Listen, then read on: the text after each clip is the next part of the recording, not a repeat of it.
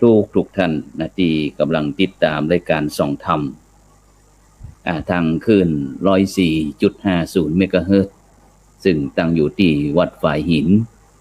ตำบลสุเทพอำเภอเมืองจังหวัดเชียงใหม่แล้วก็ไลฟ์สดทาง Facebook นะซึ่งในค่ำคืนวันนี้ก็พบกันในคืนวันเสาร์เนาะที่เสาร์2เดือนพฤษภาคมปีพุทธศักราช2564ซึ่งก็เป็นประจำนะทุกคืนวันเสาร์วันอาทิตย์นะเวลาดีๆตั้งแต่20:00 นเป็นต้นไปจนถึงเวลาประมาณ21:00 นนะก็จะได้พบกับรายการส่องธรรมซึ่งดำเนินรายการโดยอาตมาภาพนะพระครูโสพลปริยัตินะผู้ช่วยเจ้าอาวาสนะวัดพระสิงห์วรมหาวิหารคณะกรรมการโครงการหมู่บ้านรักษาศีล 5ก็จะได้นำนานาสาระธรรมะขององค์พระสัมมาสัมพุทธเจ้ามามาจ๋านะมามากล่าวกับบรรดาท่านผู้ฟังทั้งหลายตั้งคืน 104.50 เมกะเฮิรตซ์เป็นประจำซึ่งในค่ำคืนวันนี้ก็เช่นเดียวกันบรรดาท่านผู้ฟังทั้งหลายนะซึ่งในค่ำคืนวันนี้นั้นก็เป็นคืนที่พิเศษหน่อยรู้สึกว่าในเมืองเชียงใหม่ของเรานั้นก็บรรยากาศนั้นก็ครึ้มฟ้าครึ้มฝนคล้ายกับฝนจะตกนะรู้สึกว่าอากาศจะร้อนสักหน่อยหนึ่งนะซึ่งในอำเภอเมืองเราก็ในขณะนี้ก็ประมาณ20 กว่าองศานะ26 องศานะ26 องศาฉะนั้นก็ทำแม่ค่ำแมลงนี้ก็ฝนฟ้าก็ทำท่าจะตก ซึ่งก็มีอยู่ประมาณสัก 30% นี่ก็นะประมาณสัก 30% นะซึ่งก็ทำให้บรรยากาศดีอบอ้าวตลอดทั้งวันนี้ก็ ดีขึ้นน้อยหนึ่งนะแต่จะได้ก็ตามถึงผู้จัดเองก็ได้ให้กับบรรดาท่านผู้ฟังทั้งหลายนี่ครับทราบว่าตั้งแต่เดือนเมษายนเป็นต้นไปวันที่1 เมษายนก็ได้เดินทางไปปฏิบัติศาสนกิจนะที่จังหวัดแปร่นะที่วัดอินทปัญญารามหมู่ที่12ตำบลบ้านปิ่นอำเภอรองจังหวัดแปร่นะจนถึงวันที่14 พฤษภาคมนะก็ประมาณ40 กว่าวันนะซึ่งก็พอกลับมาจากเมืองเชียงใหม่กับปัดเท่านะตอนรับด้วยอากาศร้อนขนาดนะ2-3 คืนก่อนนั้นต้องใจผ้าขนหนูนะหรือว่าผ้าเช็ดตัวนี่นะจุบน้ำ จุบน้ำแล้วก็เอามาคุมตัวเองนะให้มันเย็นนักยิ่งขึ้นนะเพราะว่าอากาศร้อนแต่บรรดาท่านผู้ฟังทั้งหลายนะจะได้ก็ตามถึงแม้เขาจะร้อนกายนะแต่เราก็ไม่ได้ร้อนใจเพราะฉะนั้นเนี่ยบรรดาท่านผู้ฟังทั้งหลายนะในช่วงนี้ก็หลายท่านหลายคนก็อาจจะวิตกกังวลนะกับเกี่ยวกับเรื่องการระบาดของโควิดนะซึ่งแรกๆนั้นก็ตั้งรัฐบาลเพิ่นก็จะได้กระทรวงศึกษาเพิ่นก็ประกาศว่าวันที่1 มิถุนายนนี้ก็จะเปิดการเรียนการสอนตามปี2564ตามปกติ แต่ได้ยินข่าวว่าก็จะเลื่อนไปประมาณกึ่งกลางเดือนวะนะกึ่งกลางเดือนนะโดยเฉพาะก็ข่าวต่างๆตอนนี้ก็ทรงอยู่เนาะก็ว่ามันแพร่ระบาดนักก็ยังบ่เจิงเตี้ยนะซึ่งก็เพิ่นก็บอกว่าอาจจะมีถึงเซต4ห้องอย่างหรอ จะเข้ามาภาค4แล้วอีนะ ซึ่งก็เดี๋ยวก็เจือโควิดสายพันธุ์นั่นสายพันธุ์นี่บรรดาท่านผู้ฟังทั้งหลายนะซึ่งก็นี่แหละก็ห้องบอกว่าอันยุคไร้พรมแดนยุคดิจิตอลนะซึ่งสมัยก่อนนั้นถ้าเราสมัยที่เราเล่นมีคอมพิวเตอร์ใหม่ๆเราก็จะหันนะว่าเดี๋ยว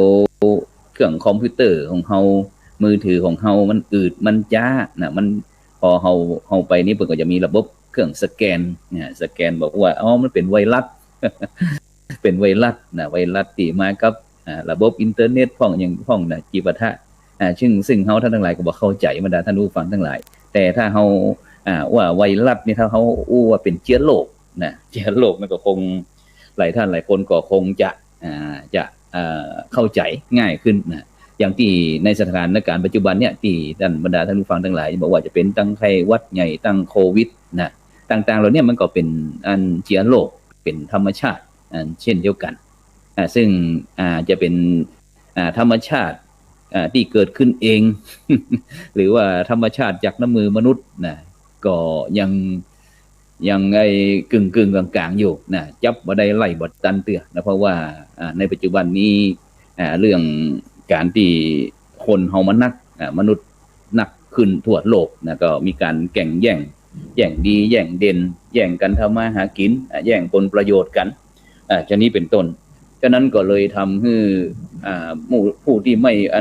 หวังดีแต่ประสงค์ร้ายนะหวังดีแต่ประสงค์ร้ายเนี่ยก็พยายามผลิตอย่างต่างๆขึ้นมาพิษขึ้นมาเพื่อที่จะได้ผลประโยชน์จากสิ่งที่เขาผลิตกันสมัยก่อนเขาก็นึกถึงว่าโรบอคอปนี่นะมนุษย์คอมพิวเตอร์นี่นะโรบอคอปมนุษย์คอมพิวเตอร์นะแต่ในบอกว่าในอนาคตนะคนเฮานั้นก็จะบ่ต้องได้จ้างพนักงานและบ่ต้องจ้างคนละนะเพราะว่าจะมีคอมพิวเตอร์มนุษย์คอมพิวเตอร์คนใจสมศรี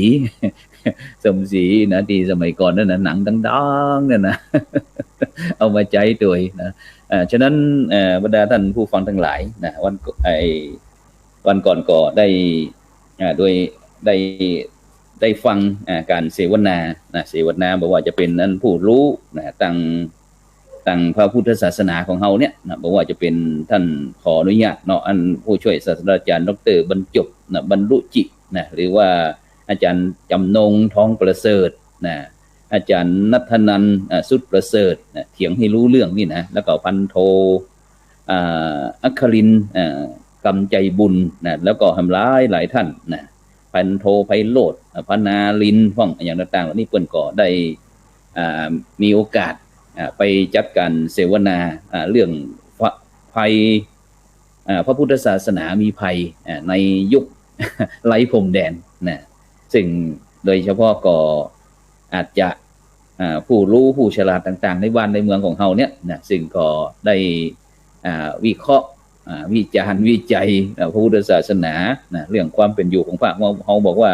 อยู่ฟรีกินฟรีเฮียนฟรี เอาเปรียบสังคมพ่องอีนะโดยเฉพาะถึงในปัจจุบันนี้เฮาจะหันว่าที่บทบาทนะของพระสงฆ์องค์เจ้าในสมัยก่อนนั้นก็อาจจะบ่ได้รับการที่ขยายนะต่างคนต่างทำความจริงนี่ผลงานของพระสงฆ์องค์เจ้านี่นักหนาป้าป้ามบ่ว่าจะเป็นตึงเรื่องส่วนภายในวัดต่างนอกวัดสังคมประเทศชาติแม้กระทั่งโลกในบรรดาท่านผู้ฟังทั้งหลายนะสิ่งทุกอย่างนะจบที่วัดหมดนะแต่ในปัจจุบันนี้ก็อย่างว่านะคนเฮาสมัยก่อนอาจจะเปิ่งวัดเปิ่งวาได้สะดวกสบายแต่ในปัจจุบันนี้ก็ บ่ว่าจะสถานที่อย่างต่างๆนี่ก็สะดวกสบายยิ่งขึ้นก็เลยบริหารความสำคัญของวัดนะซึ่งความจริงนี่วัดนั่นก็เป็นมรดกของชุมชนหมู่บ้านสังคมประเทศชาติโดยเฉพาะชนชาติไทยของเขาเนี่ยมีพระพุทธศาสนาเป็นศาสนาประจำชาตินะซึ่งโดยเฉพาะในบรรดาท่านผู้ฟังทั้งหลายนะซึ่งโดยเฉพาะ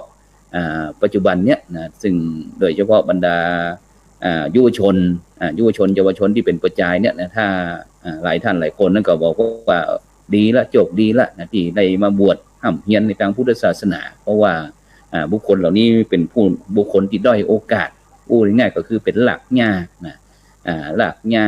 เข้าสถานะยากจนนะต่างๆเหล่านี้เป็นต้น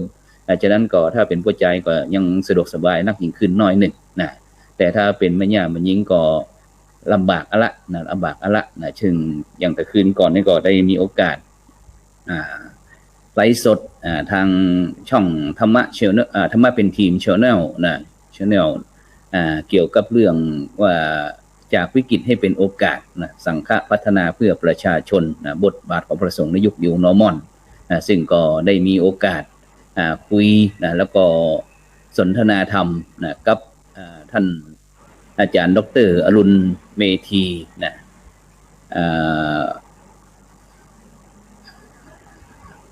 อรุณเมธีนะเลขามูลนิธิ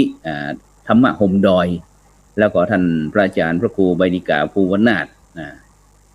ธรรมานันโทผู้อำนวยการเผยแพร่คุณธรรมบนที่สูงบ้านเขกน้อยอำเภอเขาค้อจังหวัดเพชรบูรณ์ซึ่งแต่คืนนี้ก็ ได้มีโอกาสได้สนทนาธรรมกับคณะครูบาอาจารย์กับพระอาจารย์ทั้งสองท่านนะซึ่งก็เปิ้นก็ได้นำกิจกรรมต่างๆนะเกี่ยวกับที่พี่น้องชาวไทยบนที่ราบสูงกลุ่มชาติพันธุ์ต่างๆเนี่ยที่นับถือพุทธศาสนานี่ได้มีโอกาสทำกิจกรรมในช่วงหลังจากที่สถานศึกษาต่างๆได้ปิดลงนะอย่างที่บรรดาท่านผู้ฟังท่านผู้ชมได้ติดตามนี่ก็เป็นผลงานของพระธรรมจาริกของพระธรรมจาริกซึ่งก็เป็นหน่วยงานของพระสงฆ์หน่วยงานหนึ่งที่พระเดชพระคุณหลวงพ่อสมเด็จพระพุทธชินวงศ์อดีตกรรมการมหาเถรสมาคมเจ้าคณะใหญ่อดีตเจ้าคณะใหญ่หนเหนือซึ่งเปิ้นเป็นคนเชียงรายเป็นคนเมืองของเขาก็เข้าใจบริบทก็ได้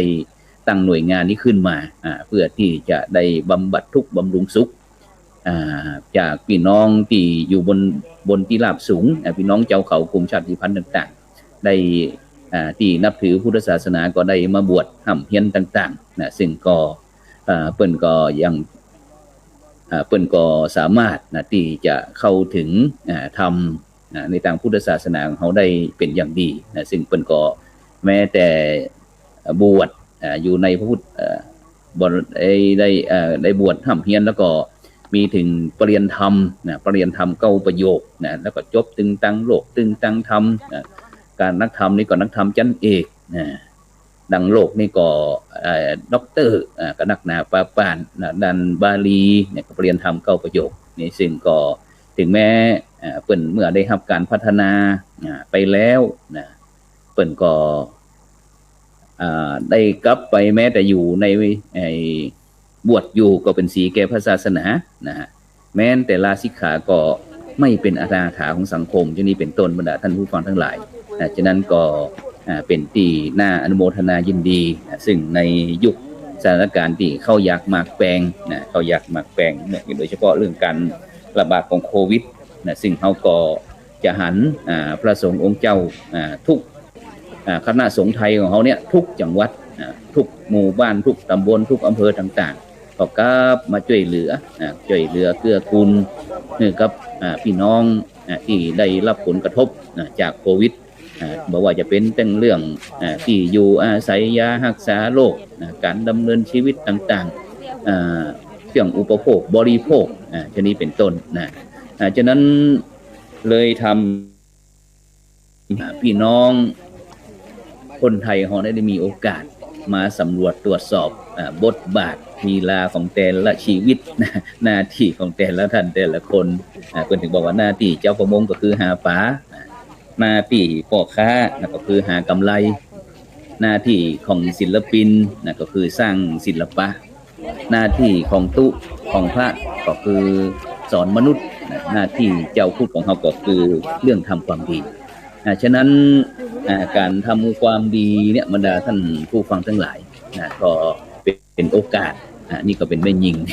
เป็นแม่ยิงก็มีบรรดาเยาวชนต่างๆได้เสียสละปรงพรมปงพรมตัดเล็บโกนคิ้วเนี่ยอย่างนี้เป็นต้นบรรดาท่านผู้ฟังทั้งหลาย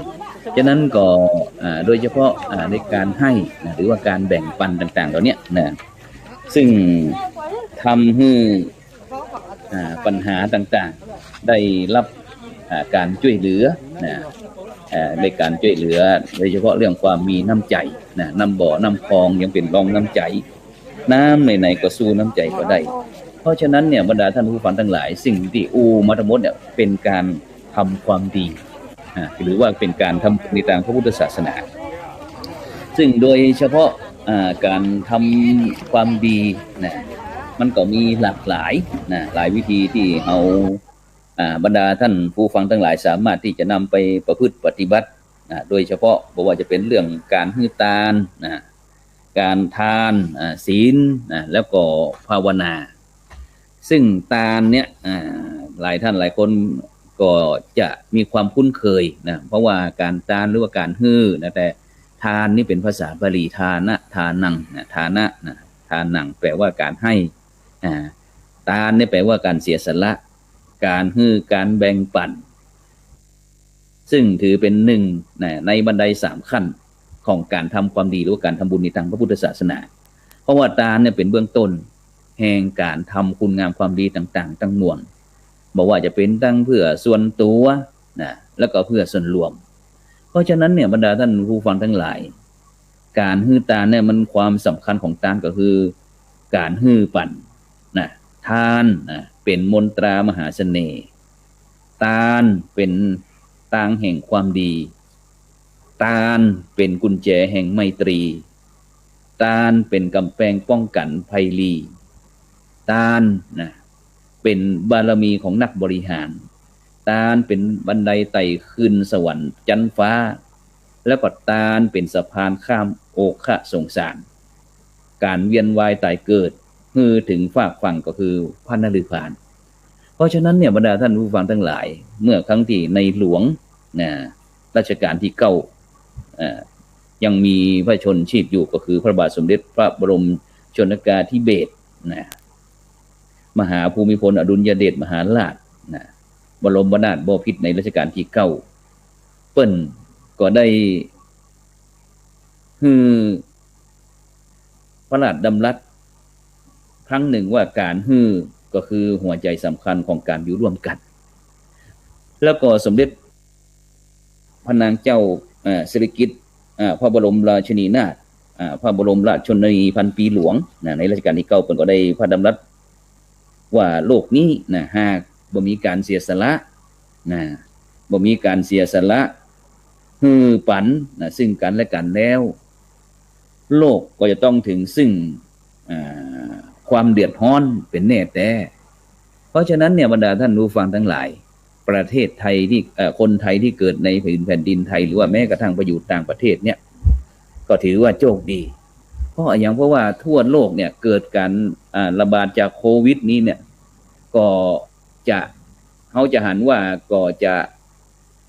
อู้กันง่ายบางครั้งก็เหมือนกับอนาถาเหมือนกันบรรดาท่านผู้ฟังทั้งหลายเหมือนกับอนาถาเหมือนกันเพราะว่านอกจากที่ถ้าคนเฒ่าคนแก่คนสูงอายุถ้าเป็นต่างประเทศถ้าเป็นต่างประเทศนั้นเพิ่นก็ที่รักษาได้ก็รักษาบ่ได้ก็บอกให้ไปอยู่ที่บ้านแบ่งโซนแบ่งให้อยู่ที่รอดก็รอดไปที่เสียก็เสียไปอย่างนี้เป็นต้นแต่ประเทศไทยเฮาเนี่ยบรรดาท่านผู้ฟังทั้งหลายเฮาจะสังเกตว่าพี่น้องคนไทยเฮาเวลาไปต่างประเทศแล้วเวลาเกิดการระบาดโควิดต่างคนก็ตักอยากที่จะกลับมาประเทศไทยอยากจะกลับมาประเทศไทยเพราะประเทศไทยเฮามียาวิเศษก็คือเรื่องการแบ่งปันการให้ความฮักความปรารถนานี้ความอุดิวสงสารซึ่งเป็นยาชนิดพิเศษนอกจากนั้นก็ยังมีธรรมะโอสถโอสถยาวิเศษของเขาคือเรื่องธรรมะโอสถเลยทำให้ต่างประเทศเป็นชื่นชมถึงบทบาทของคณะสงฆ์ไทยของเราเพราะฉะนั้นเนี่ยบรรดาท่านผู้ฟังทั้งหลายลองพิจารณาพอเถอะว่าถ้าพ่อแม่ถ้าบ่ฮือการดูแลลูกปู่ย่าตายายถ้าบ่ฮือการประถมกำจูหลานครูบาอาจารย์ถ้าบ่ฮือการถ่ายทอดศิลปะวิทยาแก่ศิษย์ผู้ใหญ่ผู้ใหญ่หมายถึงผู้รักผู้ใหญ่ในบ้านในเมืองนี่นะผู้ปกครองต่างๆถ้าบ่ฮือโอกาสแก่ผู้น้อยผู้บังคับบัญชาถ้าบ่ฮือความก้าวหน้าแก่ผู้ใดบังคับบัญชาท่านทั้งหลายลองคิดพอเถอะว่าแล้วก็ลองถ้าเป็นหมอทำนายก็ลองทำนายดูพอว่าอะไรอย่างจะเกิดขึ้นบอกว่าจะเป็นวงตระกูลทางสังคมแล้วก็ประเทศชาติของเฮาเนี่ยเพราะเหตุเนี่ยบรรดาท่านผู้ฟังทั้งหลายเพราะฉะนั้นการฮื้อหรือว่าการให้จึงถือว่าเป็นสิ่งที่สำคัญแล้วก็มีความจำเป็นต่อการอยู่ร่วมกันของมวลมนุษยชาติโบราณเพิ่นถึงบอกว่าการให้เป็นยาลักตรณีนักเป็นยาชังเพราะฉะนั้นเนี่ยบรรดาท่านผู้ฟังทั้งหลายอย่างที่เฮากำลังชมภาพนี่นะที่เป็นพี่น้อง กะเหรี่ยงกะเหรี่ยงจากอันตั้งแม่ฮ่องสอนพ่องจังหวัดตากพ่องที่พระธรรมจาริกพระธรรมจาริก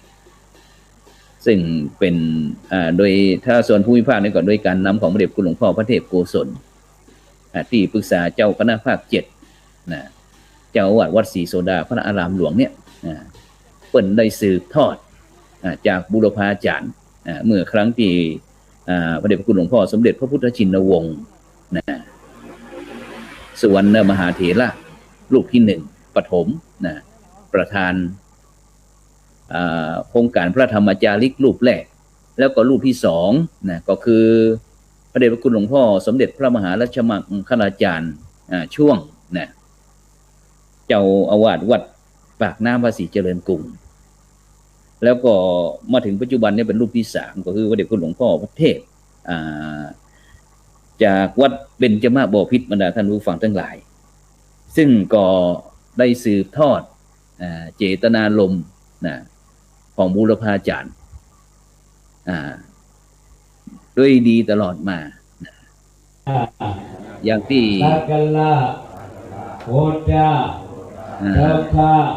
นี่ก็กำลังประกอบพิธีบวชถึงแม้ที่บรรดาท่านผู้ฟังจะได้ยินข่าวในปัจจุบันนี้จะได้ก็ตามซึ่งก็ตามชายแดนของเฮาเนาะตั้งแต่พุ่นจังหวัดกาญจนบุรีจนถึงเหนือก็มีการสู้รบกันของประเทศเพื่อนบ้านกับกลุ่มชาติพันธุ์ต่างๆซึ่งก็เป็นเรื่องที่มันเกิดขึ้นในปัจจุบันเนี่ยบรรดาท่านผู้ฟังทั้งหลาย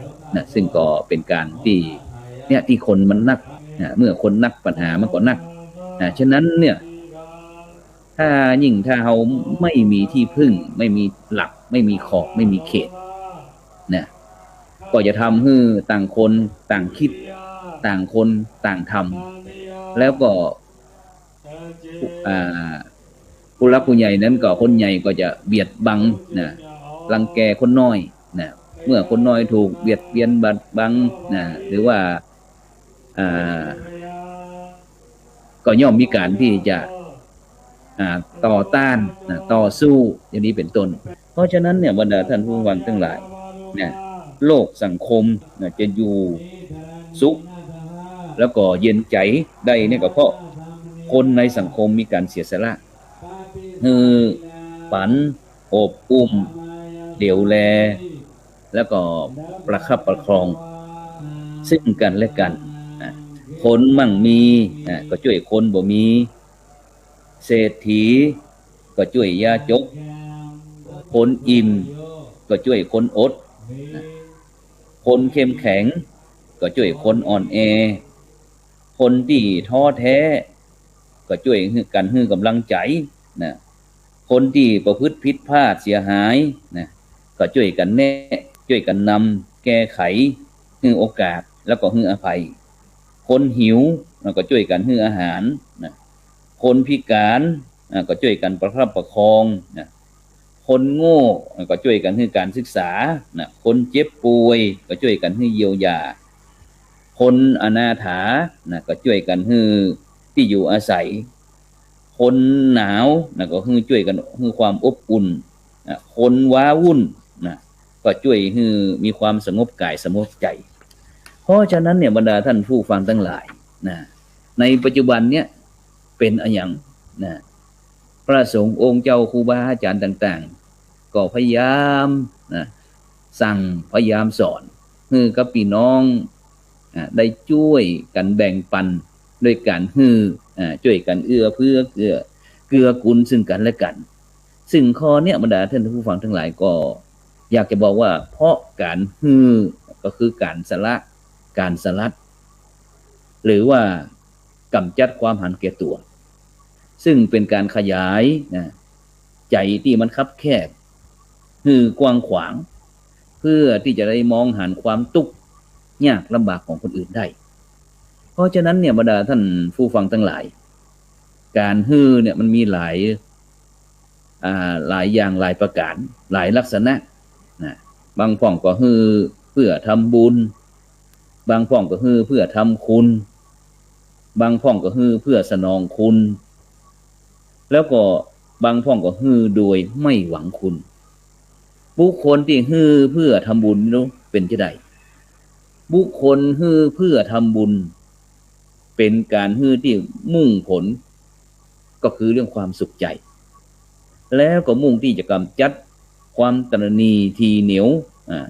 ลดความโลภอันเป็นกุศลมูลต่างอ้อม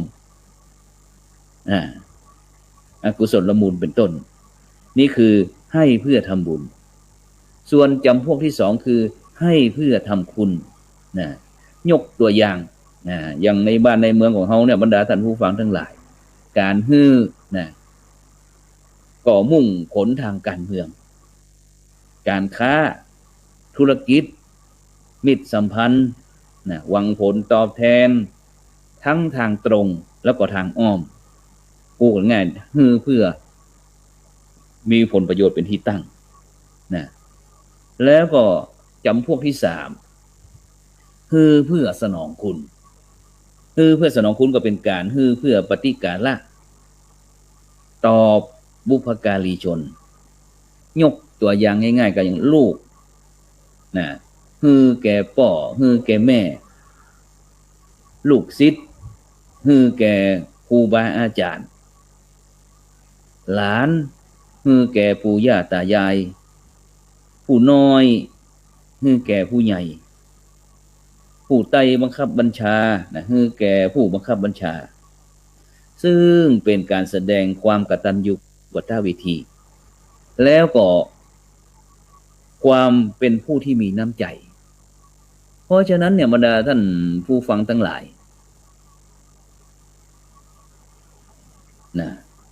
ตรงเนี้ยฮือเพื่อเป็นการฮือเพื่อ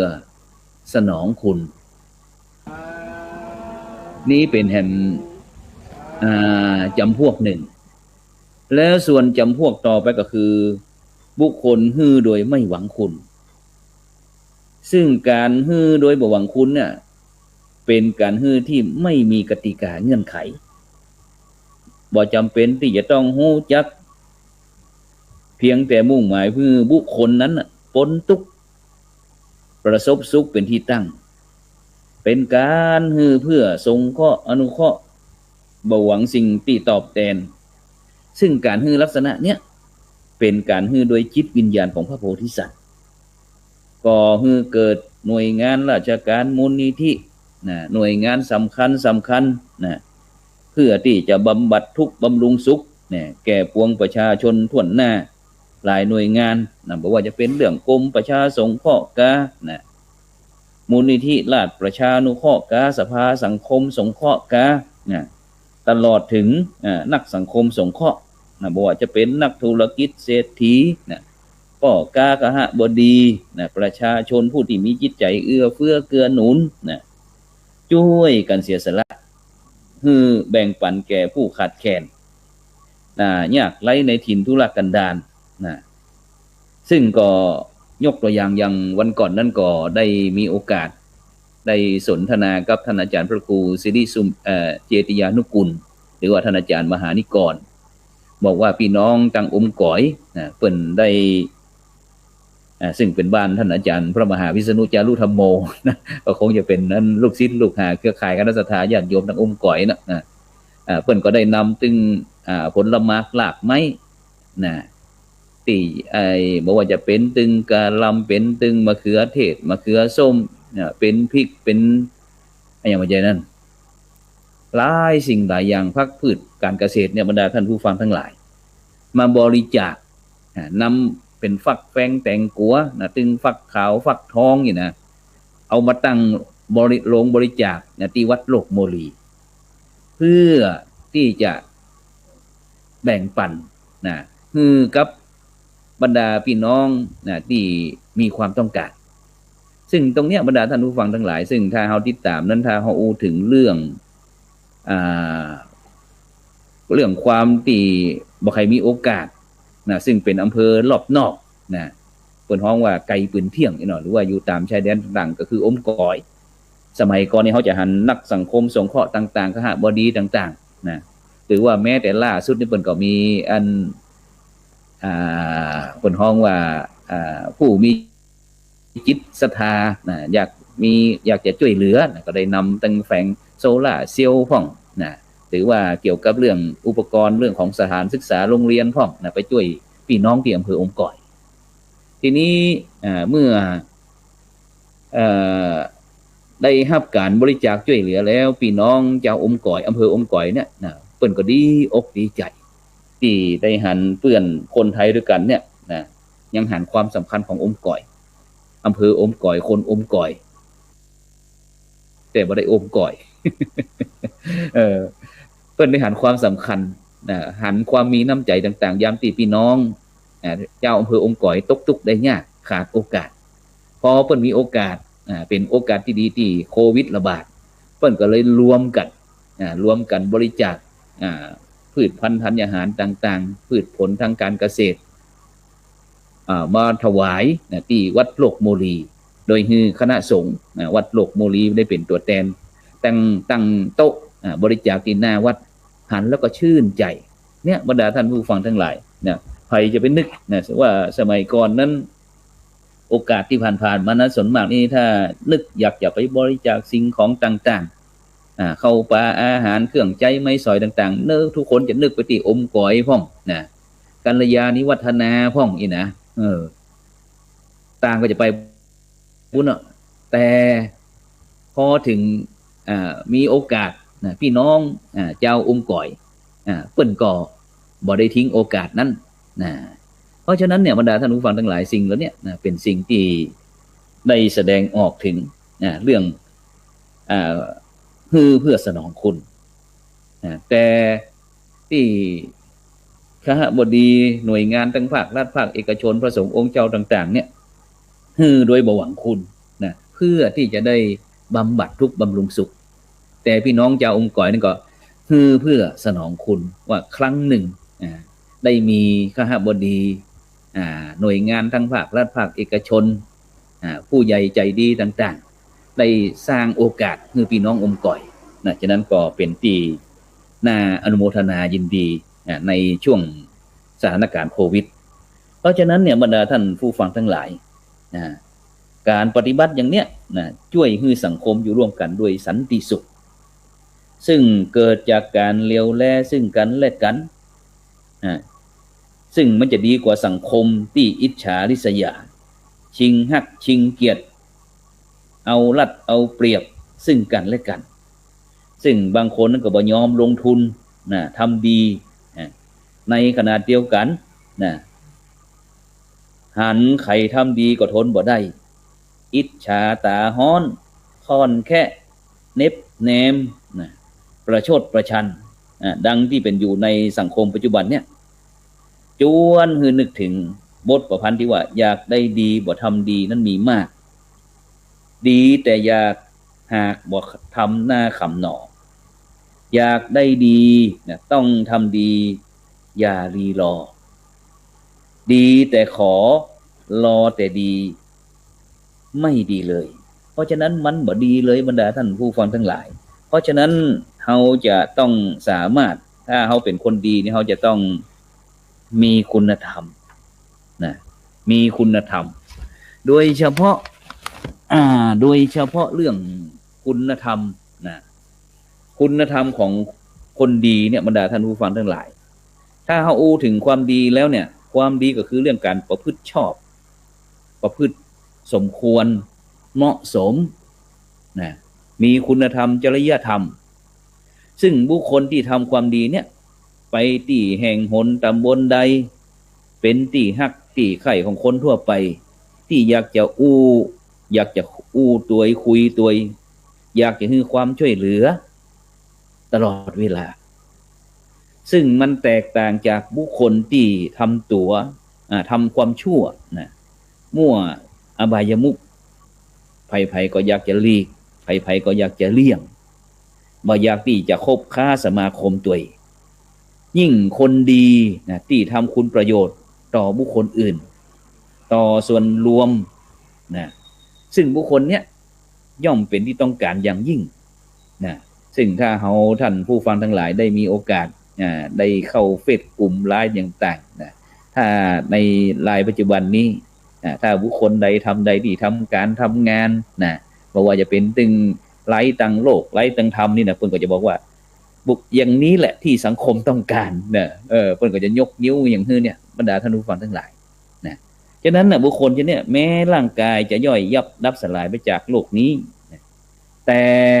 คุณงามความดีนะก็จะยังคงเป็นที่จดจำแล้วก็กล่าวถึงตลอดไปเพราะฉะนั้นเปิ่นบอกว่าอันความดีที่ทำไว้กับใครนั้นนะบอกมีวันสูญหายในภายหน้ากายอาจลับเลือนหายจากสายตาดีไม่ลาลับหายจากสายใจยกตัวอย่างให้ง่ายเนี่ยบรรดาท่านผู้ฟังทั้งหลายนะนักบุญแห่งล้านนาไทยเนี่ยนะเอาตีบรรดาท่านผู้ฟังทั้งหลายตั้งแต่เด็กละอ่อนหัวตกกำปั้นนี่นะยันไปถึงเงินผมลายสีเนี่ยถามไผ่พ่องที่บอกฮู้จักครูบาเจ้าศรีวิชัยนะแม้แต่ผู้จัดเองก็เช่นเดียวกันบรรดาท่านผู้ฟังทั้งหลายอ้นเกิดอยู่ที่เมืองแปร่นะเกิดอยู่ที่เมืองแปร่นะแต่บรรยายอยู่ที่เมืองเชียงใหม่เลยเป็นคนสองเมืองที่เมืองแปร่กับเมืองเชียงใหม่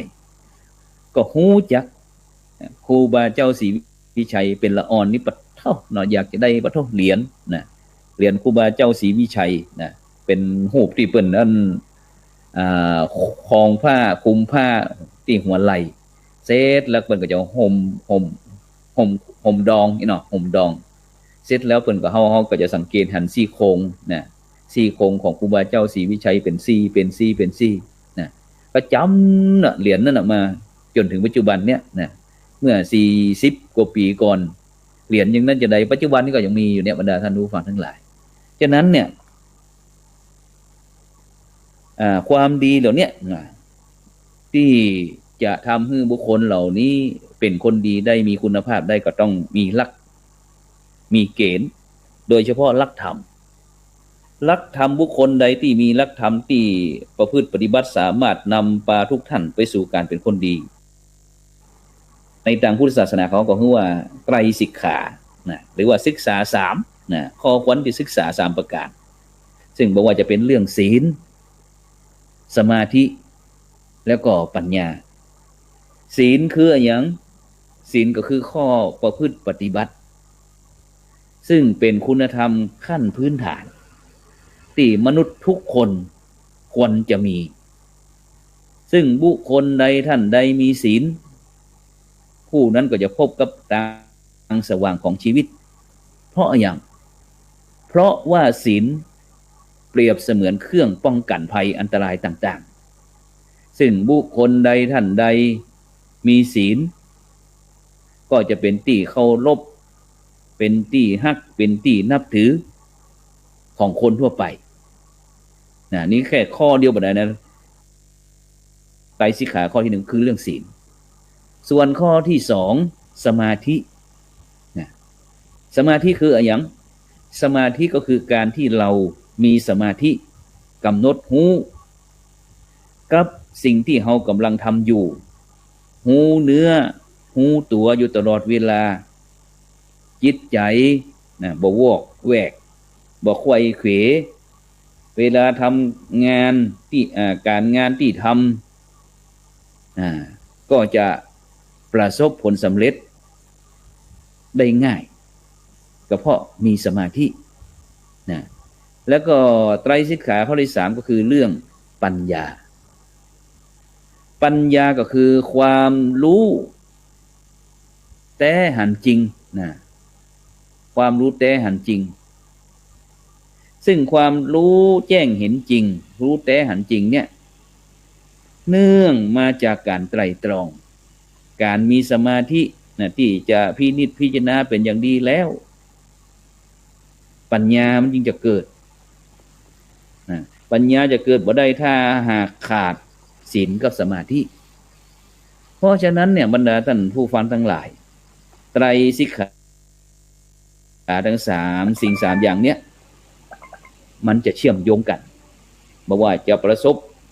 พบเจอกับปัญหาอะไรอย่างบ่ว่าจะเป็นนักเป็นน้อยแค่ไหนก็ตามซึ่งถ้าเฮามีปัญญาที่ไตร่ตรองหาสาเหตุที่แท้จริงเฮาก็ จะหู้นะวิธีแก้ไขแล้วก็จะทำให้การงานขับเคลื่อนไปได้เพราะฉะนั้นเนี่ยบรรดาท่านผู้ฟังทั้งหลายในปัจจุบันเนี่ยนะมนุษย์คนเฮานี่นะมันนักหนาฟ้าป้านนะบอกว่าจะเป็นตึงมนุษย์เป็นตึงสัตว์ต่างๆนะซึ่งมันก็หลีกเลี่ยงบ่ได้นะที่เขาจะต้องคบค้าสมาคมซึ่งในปัจจุบันเนี่ยบางท่านบางคนก็ มีหมาเป็นลูกพ่องนะมีแมวเป็นลูกพ่องนะมีนกมีหนูมีแม้กระทั่งคุณตะกรวดนะ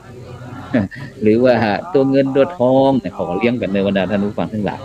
นะที่จะต้องมีความผูกพันกันฉะนั้นการที่คนเขาจะมีส่วนร่วมมีการที่จะคบค้าสมาคมกับหมดนี้เนี่ยมันจำเป็นที่จะต้องรู้การคบกับสิ่งเหล่านั้นเพราะฉะนั้นเนี่ยกัลยาณมิตรก็คือบุคคลที่เป็นมิตรที่ดีต่อเฮามีความหวังดีประสงค์ดีมีความที่ต้องการที่จะช่วยเหลือตัวเฮาแม้แต่ยามที่ตกได้ยากก็บ่เคยทอดบ่เคยทิ้งนำปลาเฮาท่านทั้งหลายเนี่ยไปในแต่ต่างที่ดีแต่งที่งามบ่ได้ปลาไปพบกับความเดือดร้อนกัลยาณมิตรจะคอยชื่นชมเมื่อเราทำคุณงามความดีจะคอยป้องกันคุ้มครองเมื่อมีภัยอันตรายมาใกล้กายเฮานี่คือกัลยาณมิตรเพราะฉะนั้นเนี่ยบรรดาท่านผู้ฟังทั้งหลายเฮาจะหันได้ว่าการที่เฮามีกัลยาณมิตรไว้เนี่ยมันเป็นผลดีต่อตนเองเป็นประโยชน์มหาศาลและก็พึงเป็นกัลยาณมิตรของคนอื่นเช่นเดียวกันเพราะฉะนั้นเนี่ยองค์พระสัมมาสัมพุทธเจ้าองค์พระสัมมาสัมพุทธเจ้าเปิ้นจึงตรัสว่าศีลทัสสนะสัมปันนังธรรมัตถังสัจจะวาทินังอัตโนกัมมะกุปพานังตังชโนกุลุเตปิยังปิยะปิยังบุคคลพึงกระทำให้บุคคลที่ถึงพร้อมด้วยศีลแล้วก็ทัศนะประพฤติธรรมชอบกล่าวแต่คำแต้จริงๆและกระทำหน้าที่ของตนอย่างดีให้เป็นที่รัก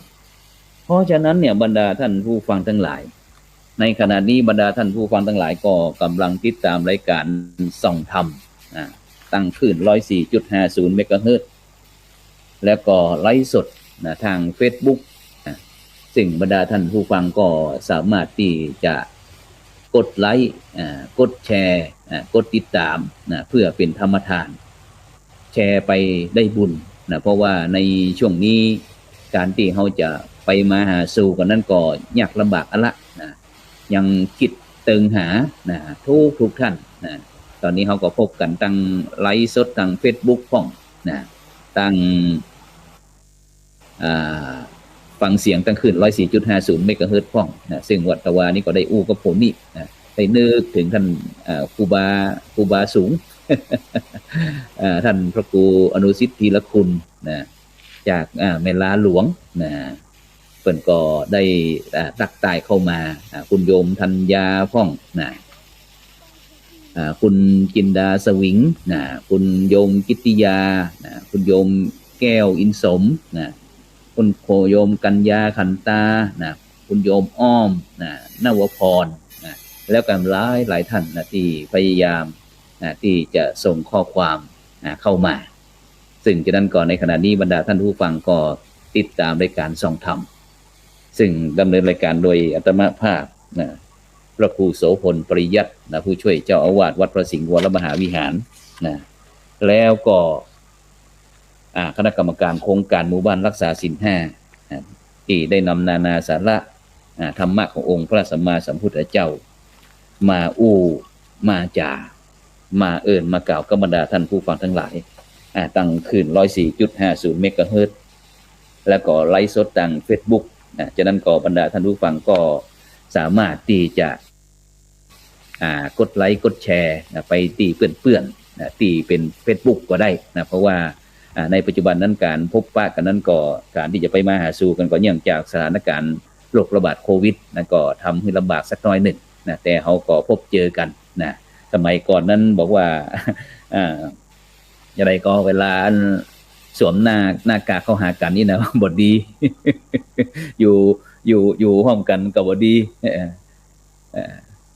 แต่ปัจจุบันนี้ในสถานการณ์โควิดนี่หมดใดละนะเจ้าต่างคนต่างอยู่นะต่างคนต่างอยู่ถ้าอยู่ร่วมกันแล้วเราตายแต่ก่อนนี้แยกกันเขาตาย แต่ประเดี๋ยวนี้รวมกันเราตายนะเพราะฉะนั้นก็ในช่วงนี้ตั้งรัฐบาลเปิ่นก็ได้ประชาสัมพันธ์เกี่ยวเชิญจวนกับพี่น้องคนไทยทุกผู้ทุกคนได้ร่วมกันนั่นฉีดวัคซีนป้องกันโควิดนะป้องกันโควิดนะซึ่งก็มีข่าวจากหลายเสียงหลายสายต่างๆนะซึ่งก็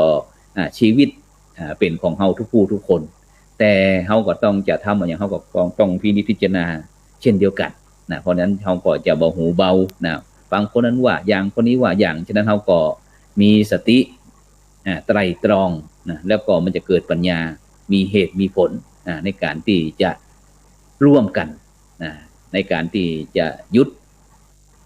โรคระบาดโรคหลายบาทกันแล้วเนาะไม่ใช่โรคระบาดโรคหลายบาทเรื่องเกี่ยวกับโควิดเนี่ยคือมันได้เบาบางแล้วก็จางหายจากประเทศไทยแล้วก็จากโลกตลอดไปเพราะฉะนั้นบรรดาท่านผู้ฟังทั้งหลายในการทำความดีเนี่ยบางครั้งมันก็ต้องมีปัญหามีอุปสรรคขัดขวางนะก่อให้เกิดอาการงุดงิดพ่องสร้างความรำคาญให้พ่องทางความบ่สบายใจให้พ่องนะซึ่งก็จวนคือนึกถึงกรรมที่ว่ามารไม่มีนะบารมีบ่เกิดนะมารบ่มีบารมีบ่แก่กล้าบ่มีมารสมภารบ่เก่งแต่ถ้าแพ้มารสมภารก็เจ๊งเพราะฉะนั้นเนี่ยบรรดาท่านผู้ฟังทั้งหลายในยุคสมัยปัจจุบันก็ต้องทำใจนะทำใจไว้คือเสมอคือตลอดว่านัตถิโลเกอนินทิโตนะคนไม่ถูกนินทานะไม่มีในโลกทำก็ถูกนินทาบ่ทำก็ถูกนินทาทำดีก็ถูกว่าทำชั่วช้าก็ถูกตำหนินะฉะนั้นเพิ่นถึงบอกว่าอันนินทากาเลเหมือนเทน้ำบ่จอกช้ำเหมือนเอามีดไปกรีดหินแม้แต่องค์พระปฏิมายังลาคินมนุษย์เดินดินหรือจะสิ้นคนนินทา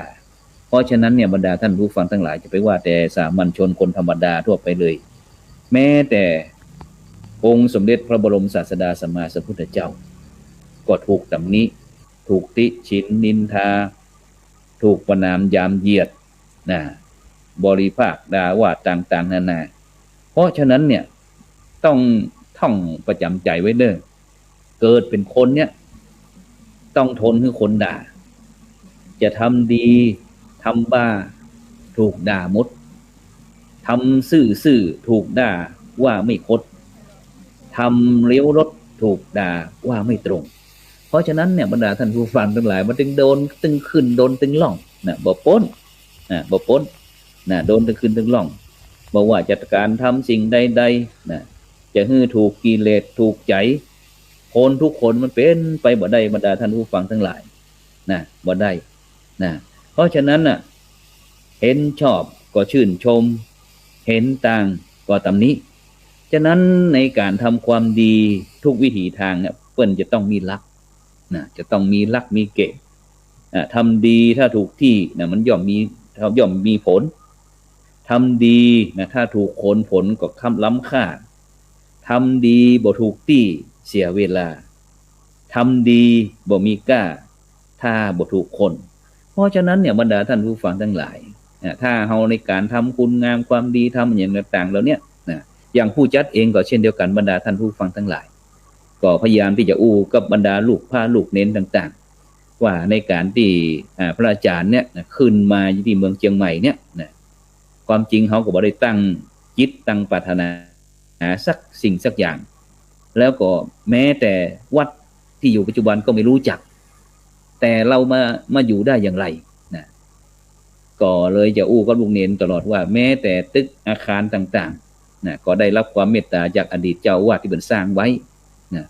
หมู่เฮาเป็นคนรุ่นใหม่ลูกหลานเหลนหลนคนรุ่นใหม่เนี่ยเพียงแต่ขนเข้าขนของขนผ้าสบงจีวรมาอยู่ต่ออันสลึงก็บ่ได้ออกบาทหนึ่งก็บ่ได้บริจาคบ่ได้ห่วงกับเปิ้นฉะนั้นเฮาจะทดแทนเปิ้นก็คือเรื่องการทำความดีนะแต่เมื่อทำความดีแล้ว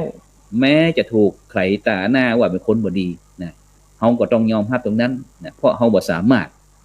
ที่จะให้เขาหันคอยกับเฮาได้นะเพราะบางครั้งเนี่ยความดีเนี่ยบางคนเนี่ยถ้าอยู่กับคนดีมีศีลมีธรรมมันก็จะหันความตรงกันแต่ถ้าตรงกันข้ามกับบุคคลที่ทุศีลผิดศีลนะ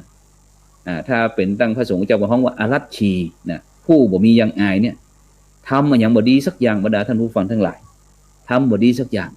ฉะนั้นเราจะต้องยอมรับตรงนี้นะเพราะว่าจะทุกข์จะสุขมันอยู่ที่ตัวเฮานะถ้าเฮาอยากจะสุขเฮาก็ต้องมีวิธีคิดนะอย่างอาตมาคิดก็บอกจ้างมันเถอะนะมาจดใจกับนะคือมันหมดสิ้นไปพยายามอู้กับสหายทำตลอดนะเพราะว่าการที่เฮามาเนี่ยขึ้นมาอยู่ก็เหมือนกับที่เฮามาจดใจกับ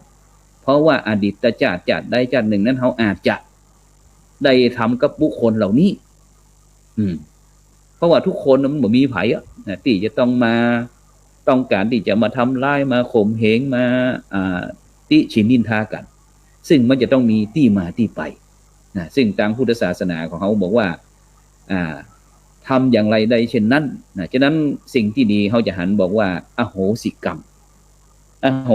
เนี่ยบรรดาท่านผู้ฟังทั้งหลายเมื่อบุคคลคิดแบบนี้ว่าทำดีเพื่อดีทำดีด้วยความบริสุทธิ์ใจนะก็อย่าตื่นตระหนกต่อกระแสโลกโลกธรรมซึ่งทำให้ทุกคนเนี่ยมันท้อเสียกำลังใจแต่อยากจะให้เป็นกำลังใจให้กับบรรดาท่านผู้ฟังทั้งหลายเนี่ยมุ่งมั่นทำความดียิ่งขึ้นไปแล้วก็อย่าหลงไหลต่อเสียงชมเสียงเชียร์นะอย่าหวั่นไหวต่อเสียงนกเสียงกานะแล้วก็อย่าลืมว่าให้ระวังหูของเราดีกว่าไปเฝ้าปากของเพื่อนเจ้าบ้านนะซึ่งตรงนี้บรรดาท่านผู้ฟังทั้งหลายนะองค์พระสัมมาสัมพุทธเจ้าพระหนึ่งบอกเจตนาหังภิกขเวกัมมังวทามิเนี่ยซึ่งแปลจากความว่าภิกษุทั้งหลายกรรมเนี่ยเป็นเครื่องส่อเจตนานะฉะนั้นบรรดาท่านผู้ฟังทั้งหลายนะในขณะนี้บรรดาท่านผู้ฟังทั้งหลายก็กำลังรับฟังรายการส่องธรรมซึ่งดำเนินรายการโดยอัตมภาพพระครูโสพลปริยัติผู้ช่วยเจ้าอาวาสวัดพระสิงห์วรมหาวิหารคณะกรรมการโครงการหมู่บ้านรักษาศีล5 หนเหนือที่ได้นำนานาสาระธรรมะขององค์พระสัมมาสัมพุทธเจ้ามามาจ๋ามามากล่าวกับบรรดาท่านผู้ฟังทั้งหลายตั้งขึ้น 104.50 เมกะเฮิรตซ์แล้วก็ไลฟ์สดทาง Facebook นะฉะนั้นต้องขอบคุณอนุโมทนาแต่กับบรรดาท่านผู้ฟังทั้งหลายที่ติดตามฉะนั้นรายการดีๆที่มีสาระแบบนี้บรรดาท่านผู้ฟังก็ต้องช่วยกันเผยแผ่ให้นักแรกๆนั้นอาจจะบ่ใครชอบแต่เมินไปแล้วกูแล้วเขาท่าดีเขาเฮ้ยมีเหตุมีผลจะนี้เป็นต้นฉะนั้นเขาก็พยายามที่จะค้นคว้าหาแต่สิ่งดีๆมามาจากกับบรรดาพ่อแม่พี่น้องในฐานะที่เป็นพุทธบริษัทเป็นพุทธบริษัทเพราะว่าในปัจจุบันนี้พระพุทธศาสนาของเขาแม้จะมีอายุที่ 2,000 กว่าปีที่ผ่านมาซึ่งในภัททกัปนี้นะของพระพุทธเจ้าชื่อว่าโคตมะโคตมะนั้นมี 5,000 ปี 5,000 พรรษานั้นจะเป็นอย่างไรนะก็อยู่ที่หมู่เฮาเจ้าพุทธบริษัท4เนี่ยว่าจะทำอย่างไรให้พระพุทธศาสนามีอายุครบถึง 5,000 พรรษาหรือว่ามากกว่านั้นนะเพราะว่าในปัจจุบันนี้พระพุทธศาสนาของเฮามีภัยพระพุทธศาสนาเฮากำลังถูกการทดสอบจากโลกธรรมฉะนั้นเจ้าพูดของเฮาก็ต้องเป็นผู้ที่รู้เท่าทันถึงสถานการณ์ในปัจจุบันด้วยไม่ใช่ว่ามีแต่เจ้าพูดที่จะมาคัดแย้งกันพอได้หับสินบาทสิบนนิดๆหน่อยๆก็มาโจมตีบีทาอย่างนั้นอย่างนี้โดยเฉพาะ ลูกพระลูกเนรเฮาปัจจุบันนี้ก็เหมือนกันก็ได้เสียงนกเสียงกาบอกว่าอยู่ฟรีกินฟรีเฮียนฟรีนะ